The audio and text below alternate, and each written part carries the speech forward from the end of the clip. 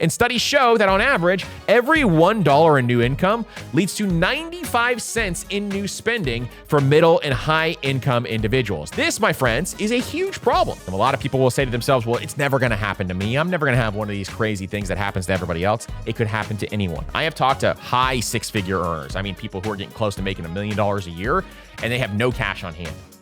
And that, my friends, is one of the scariest situations to be in. Now, I am actually the type of person who believes that some lifestyle creep is good. And as your income does increase, you get a raise or you get a promotion or you get something else, you should spend a little bit more of your money. Now, today, we're going to be diving into 21 money traps that smart people still fall into. And I want you to kind of think through each of these and say to yourself, am I falling into these? Are these issues that I am having with my current finances? Some of these are going to be things you may not have thought through before. And we're going to go through the statistics of each and every single one of these so that you know, hey, a lot of people are actually falling into these traps. And I want to make sure I am not one of them. So this is going to be an action-packed episode. So without further ado, let's get into it. All right, number one is lifestyle creep. Now, to start this off, if you don't know what lifestyle creep is, as your income rises, if your spending also rises with your income or you exceed your new earnings, then you have lifestyle creep that is not healthy. And for most people, as your income begins to rise, a lot of folks will also continue to spend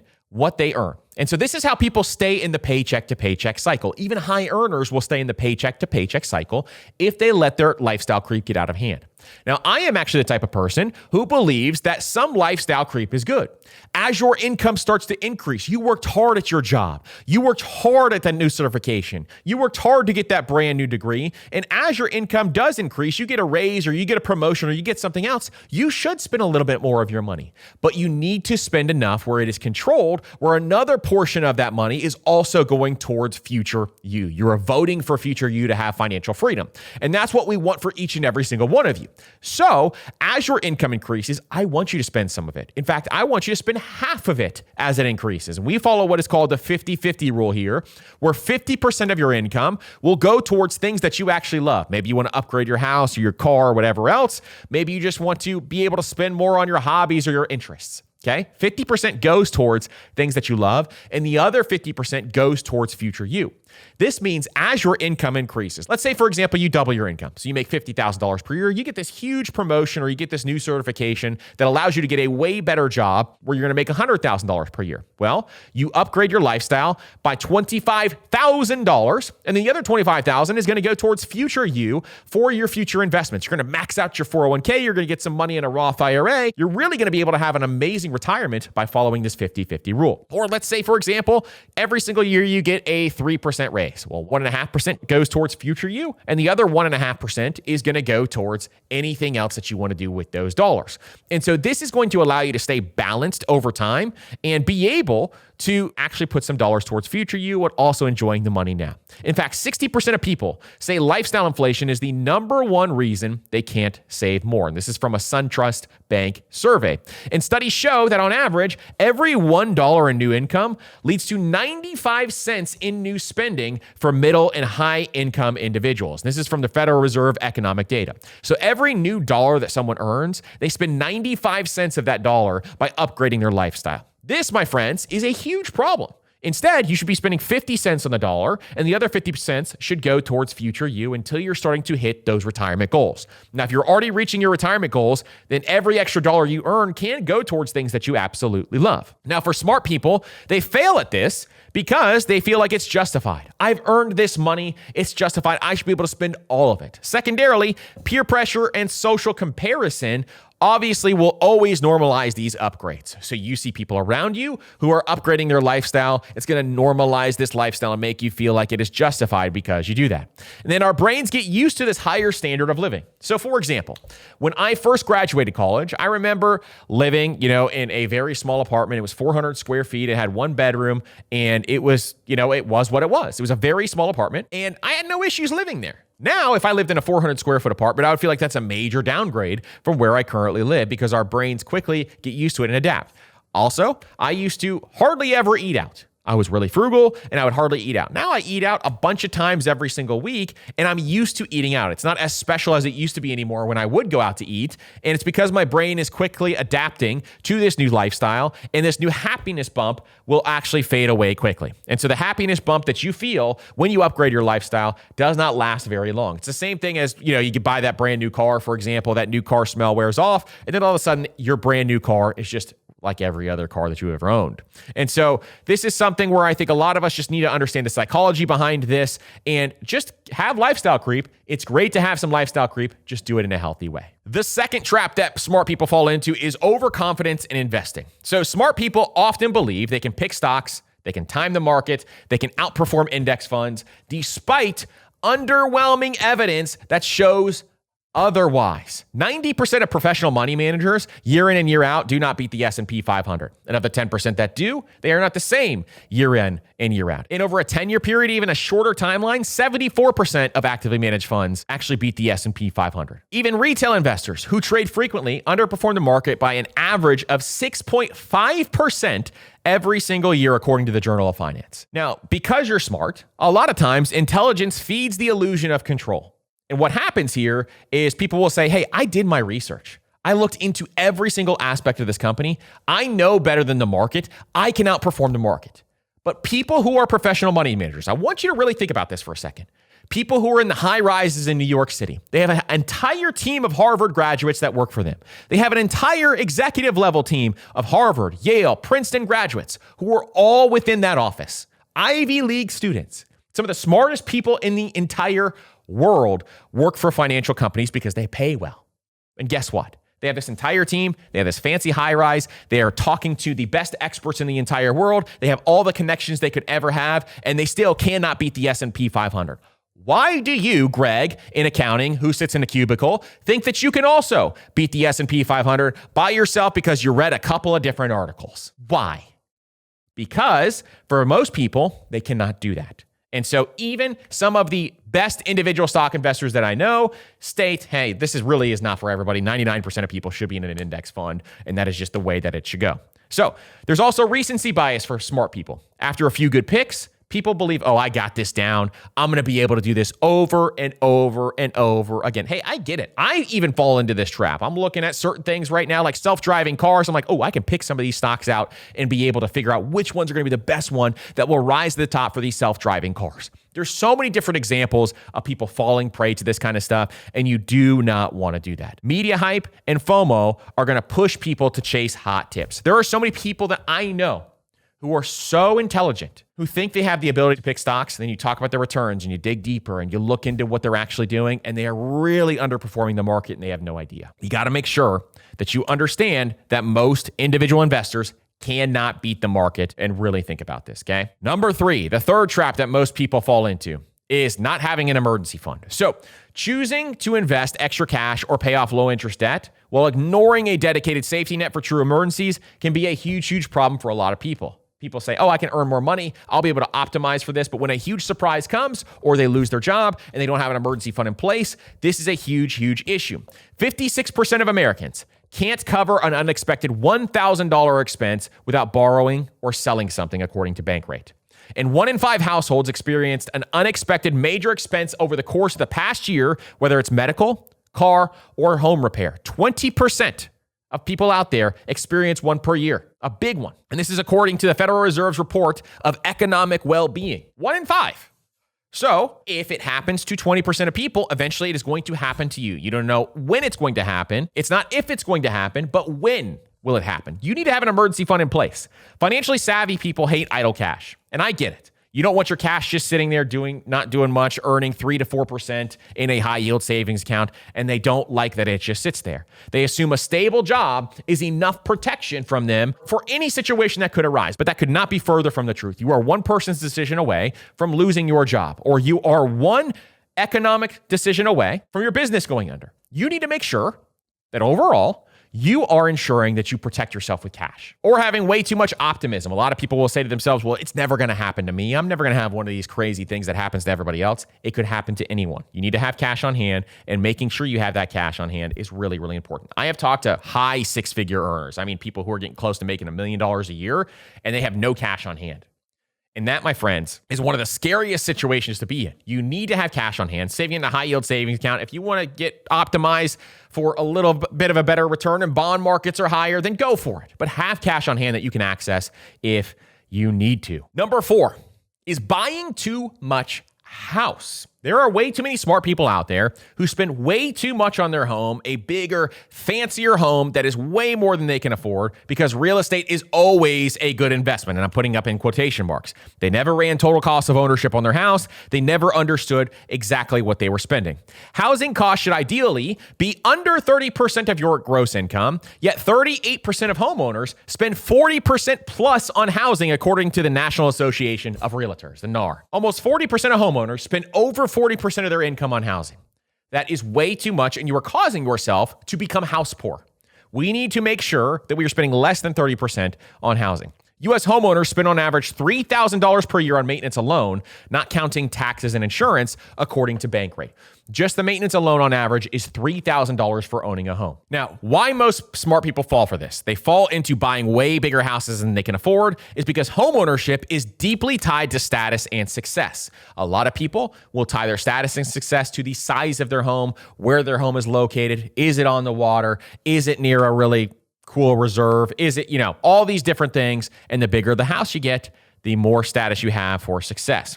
Real estate is also seen as an investment, but as we know, we've run total cost of ownership on our home. A lot of times our personal residence does not have amazing returns in comparison to something like the stock market. Now, if you haven't heard our episodes talking about that and you violently disagree immediately without doing any research whatsoever, run the numbers.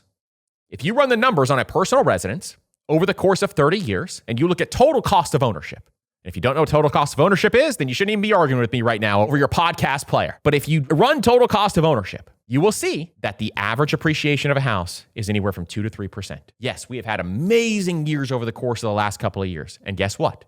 You still have a lot of different maintenance costs that are going to come up that are eating away at your returns. Your return is not what you bought a house for and then what you sold that house for. There was a lot of costs in between that most people do not factor in, from insurances to taxes to maintenance to all these different things, interest on your mortgage. All of this factors in to the total cost of ownership. Lenders often will approve you for higher mortgage rates. I don't know who needs to hear this right now, but just because a mortgage lender approved you for a certain amount does not mean you should spend that amount. In fact, whatever they approve you for is the wrong number, okay? Because that means they approved you for too much. Do not go off of what you are approved for as your budget when you're buying a house. That should never, ever happen. It should never be part of your plan. Instead, you need to make sure that you understand what total cost of ownership is and you're spending less than 30% of your gross income on housing. Got it? Perfect. Number 5 is trying to time the market. So, holding off on investing, hoarding cash, and then jumping in and out of the market based on prediction instead of sticking with a plan is the number one thing that drives me up a wall that people do. And they think they can time the market. They'll say things like, oh my goodness, Warren Buffett, he is sitting in $100 billion worth of cash right now. And so I too am going to sit in cash because my good friend and my uncle Warren Buffett is sitting in cash currently. Guess what, guys? Are you Warren Buffett? Because I'm not Warren Buffett. And I would never be able to do anything that Warren Buffett can do when it comes to the markets. And so a lot of people think they can time the market. And I get so many DMs every single day on TikTok and on Instagram of people saying, I'm just waiting for the market to go down before I start investing. I cannot tell you how detrimental that is to your finances long-term because you cannot time the market. Here's the best stat to tell you about this. If you miss just the 10 best days in the market over the course of 30 years, it cuts your return nearly in half. In fact, the average investor returns lag the market by 1.5 to 2% per year due to poor timing decisions. So if you get too much information out there and you hear people pounding their desk saying, the market is too high, the market is way too high, and so you think you shouldn't be buying, that's not the case. Instead, what you need to be doing is continuously buying month in to month out, no matter what the market is doing, no matter what the news on tariffs are, no matter what the economic outlook is, no matter what the president did yesterday, no matter what war is going on right now. Instead, what you need to be doing is just buying and sticking to your plan month in and month out consistently every single month and automating that plan so that you don't have to rely on your willpower or your emotions before you actually put money into the market. Every month, boom, that money gets invested. Month 2, boom, that money gets invested. Month 3, boom, that money gets invested over and over and over again so you don't have to think about it. Smart people also fail to do this because of their overconfidence in predictions. It can feel good to nail a prediction. You get a prediction right, maybe you get 2 prediction rights. I said this and I said that. The problem is we really are getting biased on our predictions, and typically we only remember the good predictions we have and we forget about the bad predictions we have. Our brain just naturally does this. And so for a lot of you out there who think that you know more about the market than you actually do, this is going to be one of those things that you fall prey to all the time. And media noise makes staying invested feel risky. The media makes money by making you feel scared. This is why we started the business show. So the business show is our other show that gives you daily market news. And I'm doing it in a way that is intended to not scare you, because what the media tries to do is they try to make you click and get scared. And instead, what you need to understand is you're just going to keep buying. So like when there's doom and gloom stories out there, I say, but you just got to stick to your plan and keep buying, because that is typically what we need to make sure that we are doing if we want to get the best outcome with our investments. And so for you need to continue to do the same. All right, number 6 is being house rich, but cash poor. And for folks out there who have the majority of their net worth tied up in their home and they leave little cash for emergencies, opportunities, or flexibilities, they are causing themselves a major problem. The last thing you want is to have the majority of your net worth in your home. That should not be the case. Now, if you're young, if you're in your 30s, if you're in your 20s, and you just bought a house, then most likely the majority of your net worth is going to be tied up in your home. But as you start to age, you want to see your investment accounts or your real estate portfolio or your business portfolio, whatever it is, you want those to be the majority of your assets over time. Because folks who keep the majority of their asset pie within their home usually do not have a very comfortable retirement, okay? And so when this happens, this is going to be a really, really important thing for most of you to note. 45% of homeowners admit they are house poor, spending so much on mortgage, taxes, and upkeep that they struggle to cover the bills. This is why we talked about do not become house poor by spending over 30% of your income. And the median homeowner's net worth is 40 times higher than a renter's, but much of that is illiquid equity, not spendable cash. Now, for a lot of folks out there, they feel like home equity feels like wealth, and so they feel secure. But overall, typically, if you don't have cash on hand or if you don't have investments on hand, you can't use that money for anything outside of just living. And so what you need to understand is you need to build up investment portfolios so that you have cash on hand to live on every single month. Because if you tap into that equity, that means you are taking on more debt. And if you're taking on more debt, that means you're going backwards financially. And that's the last thing we want for each and every single one of you.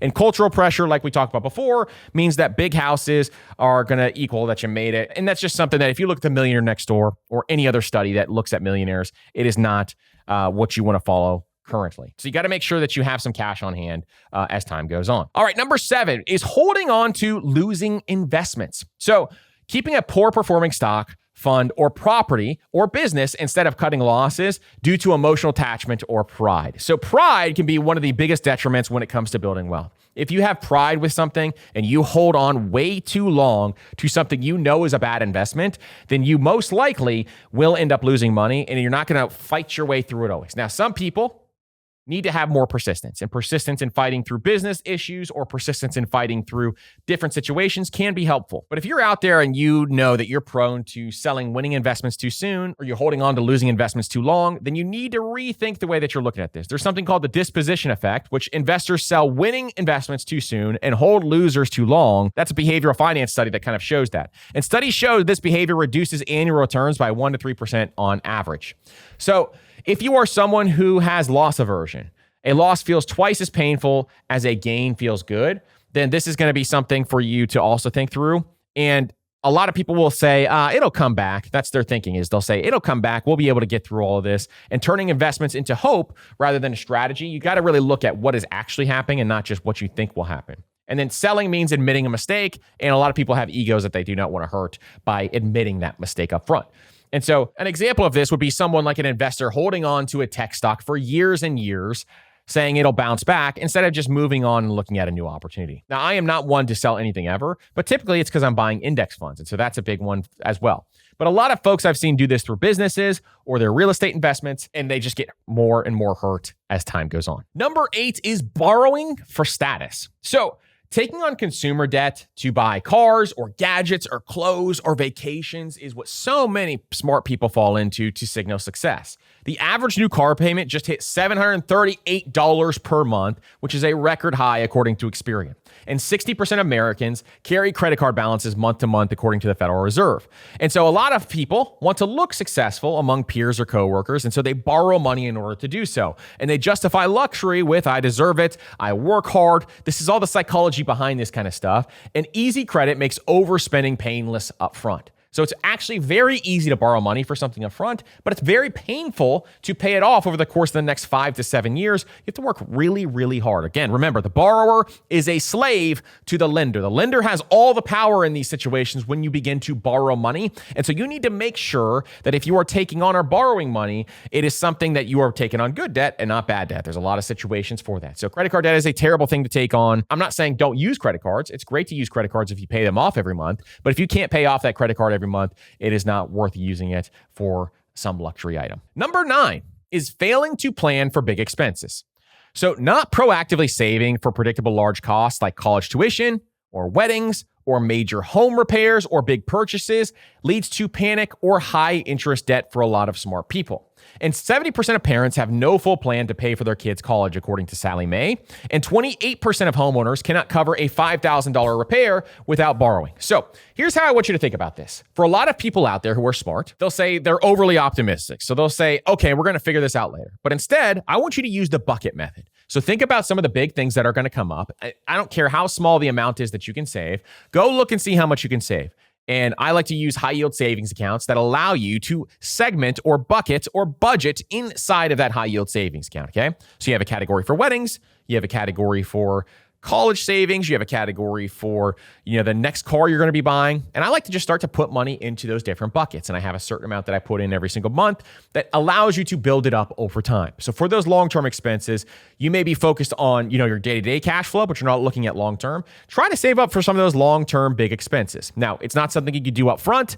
It might be something where you're prioritizing, some of your retirement accounts, and not everybody is going to have a perfect, budget when it comes to that. But just making sure you're thinking through this and have a plan in place. Do not procrastinate too long. As time goes on, the years are going to go by fast. As most of you who have kids in college know, years are going to fly by. And so making sure you have a plan in place is really, really helpful. Number 10 is delaying estate planning and not updating beneficiaries. So putting off creating a will, putting off creating a trust or power of attorney, and forgetting to update beneficiaries on insurance, retirement accounts, or brokerage accounts can be really, really harmful. And so one thing I want you to think about is that 67% of Americans have no will at all, according to caring.com. And 1 in 4 people have incorrect beneficiaries on key accounts, sometimes leaving ex-spouses or deceased relatives listed, according to Forbes. And this is going to be something that I want you to think long and hard. So my wife and I have been spending a lot of time thinking about our trust. And when we finish it, I'm going to uncover everything that we're doing in our trust because we're doing some really cool and interesting stuff that I think a lot of you would get value at. But I got to get it all done and make sure it's all legal before I talk it through with you on what we're doing at least. And I'm going to actually just unload the entire thing on you guys and let you know exactly what we're doing. But there are some creative things that I came up with that I'm hoping will all work out in the end on how to make a really cool trust for you and your family if anything were to happen to you and or, when you die. And I'm trying to create generational wealth with this thing, okay? And this is a really, really important thing that I think a lot of people are missing out on. Some people will say, oh, I'm too young, or it's only for the wealthy to have a will or a trust. Every single person listening to this podcast should most likely at least have a will. I don't care if you have a 1-page paper, but you need to have a will. If you have anybody who depends on you whatsoever, or if you want to make sure that your stuff goes to the correct person, you need to have a will in place. I don't care if you have $5,000 or $50,000. Getting a will in place is really important. You get a will for $100 at a place called trustandwill.com. Not sponsored. We just know, I've used them in the past. They're super easy to use. A lot of other smart people will say, it just feels too complicated or it's just uncomfortable to even do this. Or they assume they'll get to it later. If you have kids or if you have anybody in your life, if you're married, you have a spouse, or you have a lot of stuff that you want to make sure goes to the right people, you need to get this done now. This needs to be on your list. And foregoing this could cause really, really difficult situations for your family.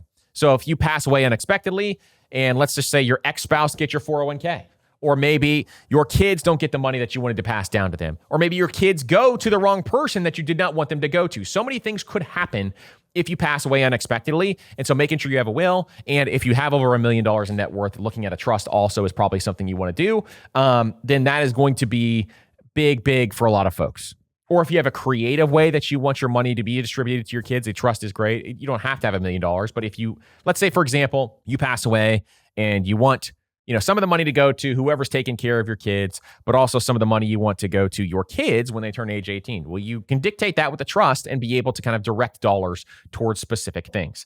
So this is something I think a lot of folks fall prey to, is not putting together the proper estate plan. And I think it's a huge mistake for a lot of you if you don't do that. So making sure you do this is really important. Number 11 is overspending on kids' activities. This is something we're probably gonna have to talk about a lot more in the next coming months, because I'm seeing this number tick up more and more every single year. And it's a conversation you have to have, because for a lot of people out there, going overboard on travel sports, on private lessons, on elite camps, or fancy extracurriculars, under the belief that it gives kids a competitive edge, can be something that where you can start to overspend on. In fact, American families spend on average $700 per child, per sport, per season, not counting travel, hotels, and gear, according to the Aspen Institute of Project Play. And 1 in 5 parents go into debt. Oh my gosh, this drives me nuts.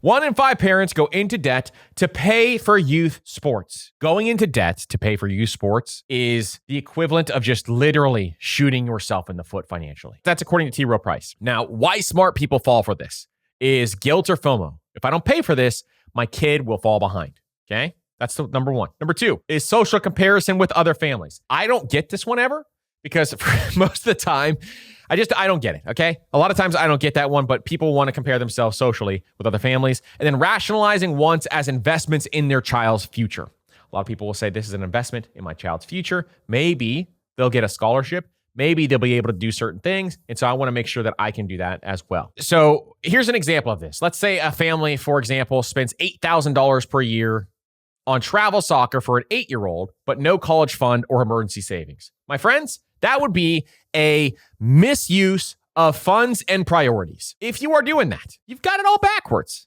Okay. So I played travel sports. Okay. And this is not like, you can do whatever you want, do whatever you want with your kids. I am not someone who is a parenting expert. Okay. But when I did play travel sports, I played 12 and under all the way up to 18 and under AAU basketball. And when I did it, I remember starting at 12 and under, and that was the perfect time for me to start. If you're doing this with kids under the age of 12, I know a lot of people are doing this right now. I get it. But if you are, then, and it's really causing strain on you financially, then you really got to think through what you're doing when it comes to that. Do not let this cause strain on you financially. Number 12, this is a big one for a lot of people, is not insuring properly. So skipping or underfunding essential insurance like life, disability, or umbrella liability causes huge risks if something unexpected were to happen. So 1 in 4 income earning adults has 0 life insurance. So 25% of people out there who earn an income have 0 life insurance.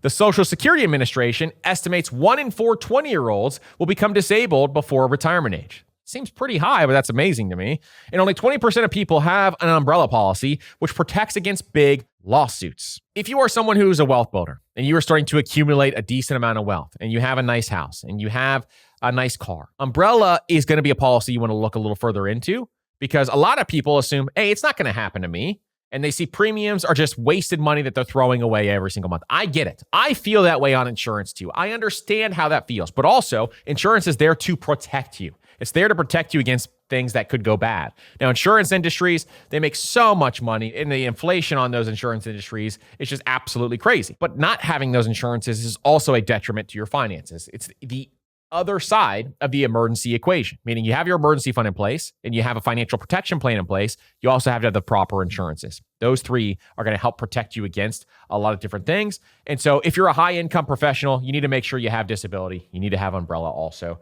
But in addition, making sure that you have life insurance to protect your family. We use Policy Genius, amazing stuff, and they are absolutely incredible. I highly recommend Policy Genius if you don't use them already. All right. Number 14 is not having an online protection plan. So failing to protect your personal information online exposes yourself to identity theft, to financial fraud, and to digital surveillance. And many people don't realize how much of their private data is easily accessible, scraped, and even sold. The average person has over 2,000 pieces of personal data exposed online. including home addresses, phone numbers, employer info, and family connections, according to Delete Me.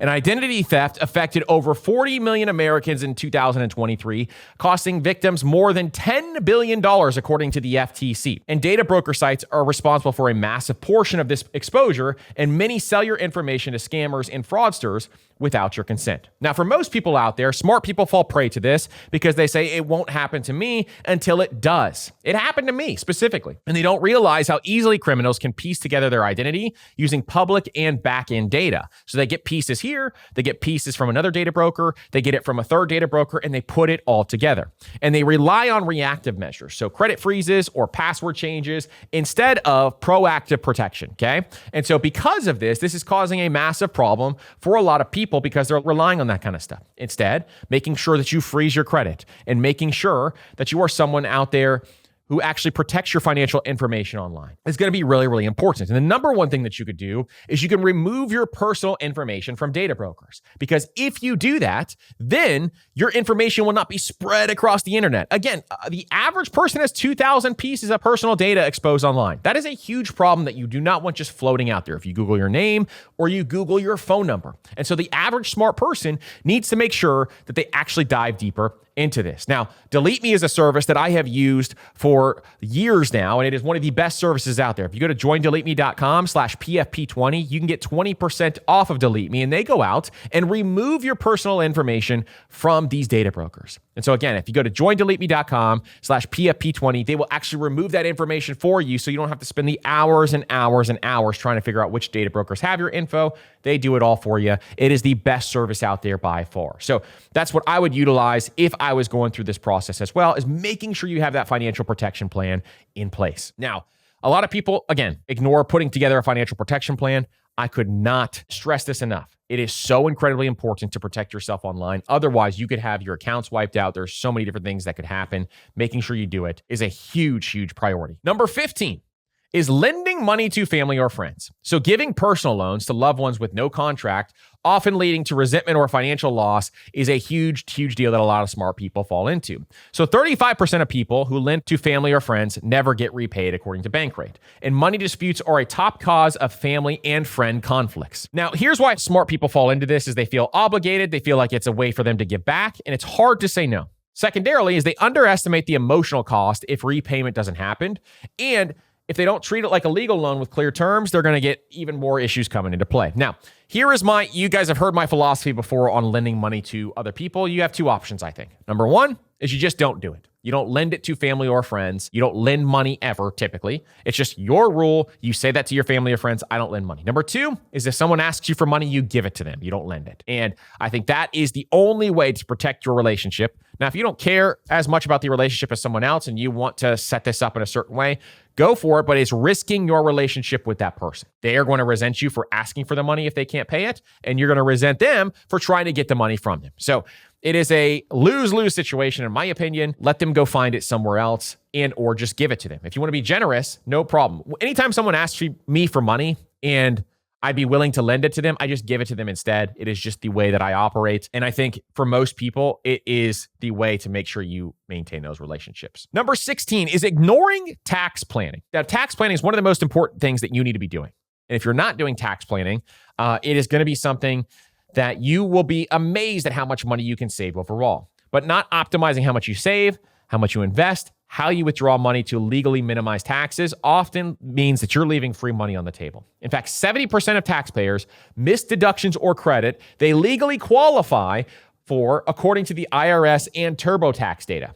And poor tax strategy can easily cost earners tens of thousands of dollars over a lifetime. It is a lot more than that if you count in opportunity costs. Now, taxes can feel complicated. They can feel intimidating, but some people out there will think, oh, I'm an accountant, so I'm fine. They find all the deductions for me. But a lot of accountants out there aren't great. They just file forms. You want someone who is a tax strategist in your corner. And they underestimate the power of 401ks, of Roth IRAs, of HSAs. Those alone are going to help save you tons of money when it comes to your taxes. So someone who maxes out their 401k, but never opens a Roth IRA or HSA, misses out on tax diversification for retirement big time. And so this is something where just making sure you have a tax plan in place is something you do not want to skip out on. All right, the next one is not getting professional help. Number 17. I fall prey to this a lot because I am someone who thinks I can always do it myself. And trying to handle complex situations solo is often difficult. It's like things like selling a business or planning for an inheritance or advanced tax strategies. Doing any of that without expert advice is something you definitely do not want to do. In fact, 40% of DIY investors regret not seeking help when making big money moves, according to the Global Investor Survey. And working with a fiduciary financial planner has been shown to increase retirement confidence and can add up to 3% more per year in net returns through behavioral coaching and tax efficiency alone. This is according to Vanguard Advisor Alpha study. So for some people out there, I think an advisor is a great option. If you can find an advisor that you're going to pay a fee up front, not a percentage of your assets under management, but a fee up front. Maybe they charge you $5,000 to put together an entire financial plan for you because you have a big inheritance coming. That is money well spent, in my opinion. But for a lot of people, they have the pride. They have the DIY pride. A lot of us in the financial independence community, we did it all ourselves coming in. And so we have that DIY pride. I'm smart enough to figure it out. That's why a lot of people will fall prey to this. And misunderstanding the value of specialists like tax attorneys or CPAs or estate lawyers, those can be a problem too. Like, for example, my wife and I, for years, we've had our wills and trusts set up solo. We just figured it out. This year is the first time I'm going to be meeting with an attorney to go through some of the advanced stuff I want to talk through. And the reason is I needed a specialist to help me through this. And so I am coming to terms with the fact that I need to, have more people in my corner. And the more that I have in my corner is a big, big deal. Secondarily, when I started to focus on tax strategy, getting the right CPA in my corner was a huge, huge, big benefit. And so my CPA is absolutely amazing. We're going to actually bring him in to the Master Money Academy as we're starting to go through this. He's going to come in and kind of give some tax strategy and some cool talks inside of Master Money Academy. And so we are building that academy, by the way. For anybody who is interested, you can join the wait list. And we're going to have a beta group come through where it's going to be an academy of people who are looking to build wealth, and we're all going to be building wealth together. I'm going to go through our exact system in that academy, and it is going to be a community of people who are building wealth. So really excited for that. If you want to join that, shoot me an email and let me know, and we'll get you on the wait list. And then there is going to be, for a lot of people, they have a fear of hourly rates. For example, my accountant, I think, is $500 an hour. It's not a cheap thing to talk to him, but he saves me so much money that it is just absolutely amazing how much benefit I actually get out of that. So here's an example. An entrepreneur goes out and they sell a business with $1 million without tax planning, and they get slammed with a huge unexpected capital gains tax bill that they could have mitigated. Or maybe you go out there and you are putting money in the wrong retirement account. And so you didn't plan that with your CPA. I mean, there's a lot of things that you could do out there, but making sure that you actually hire people to help you is really, really beneficial for most people. And I've come to realize that over time, which is a great, great thing. Focusing on small expenses and ignoring the $1 million decisions. A lot of smart people do this, okay? So obsessing over cutting out coffee or couponing while ignoring the massive financial levers that you actually have at your disposal to pull, like mortgage terms or total cost of ownership on big purchases and or investment fees. These are going to make a huge difference. So saving 0.5 to 1% in investment fees can add up to hundreds of thousands over the course of 30 plus years. That's a lever you pull, not saving $5 on coffee. Cutting a mortgage rate by 1% can save $50,000 to $100,000 plus in interest, according to Freddie Mac. And choosing the right car, buying used low interest loan versus a luxury new car can free up six figures for investing. These are the big $1 million money decision levers that you need to be pulling. We have an entire episode on this, on the $1 million money decisions you need to focus on. And I promise you, each and every single one of you needs to listen to that episode if you haven't, because those are big, big deals overall. Just listening to that episode alone is going to save you millions of dollars. Literally, just listening to that episode. So just understanding how that works is really important. Now, smart people will fall for this because they feel like these small wins are going to be something that gives you immediate gratification. So, I cut out my coffee this month.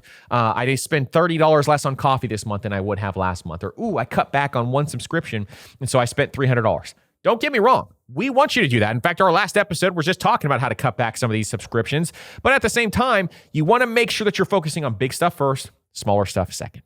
Okay? Big deal. Big decisions can feel abstract and overwhelming, and so some people just try to avoid it. And marketers push the latte factor guilt when in reality it should be the mortgage rate guilt instead of the latte factor guilt. So that is going to be a big, huge deal for a lot of you out there, is to focus on those $1 million decisions and making sure that you actually look at those. Number 19 is following financial advice blindly. Wow, I see this a lot. Okay, taking advice from random influencers or family coworkers without verifying if it fits your goals, risk tolerance, or situation is what I see way too many smart people do. Even listening to me without verifying if it fits your goals or financial situation is the wrong thing to do. Always, always, always do your own research and verify. No matter what I say, no matter what somebody else out there says, no matter what Dave Ramsey says, no matter what Susie Orman says, no matter what Ramit says, no matter what anybody says out there, you got to make sure that you do your own research and check on those tips, okay? Nearly 40% of young investors make investment decisions based on tips from social media alone. This is from the FINRA Investor Education Foundation. And bad or generic advice is a leading cause of poor financial outcomes, from buying high-fee products to joining hype bubbles. Great example of this would be the GameStop. Come on. It's just following advice blindly and not actually looking at the information. So a lot of people have information or overload, and so they're looking for shortcuts, especially people who are intelligent. And there is a lot of social proof out there that they're looking at. Maybe people seem successful, so I'll copy them, or they don't know how to vet good sources versus bad ones. And so a lot of smart people will fall prey to this because of that. If your advisor says it, do your research. If your CPA says it, still do your research. If I say it, none of this podcast is financial advice. Please do your own research. All of this is so incredibly important to make sure that you put that into place. An example is a young couple buys whole life insurance because a cousin sells it, never realizing it's an overpriced product for what their specific needs are. That is a great example of something that happens all the time.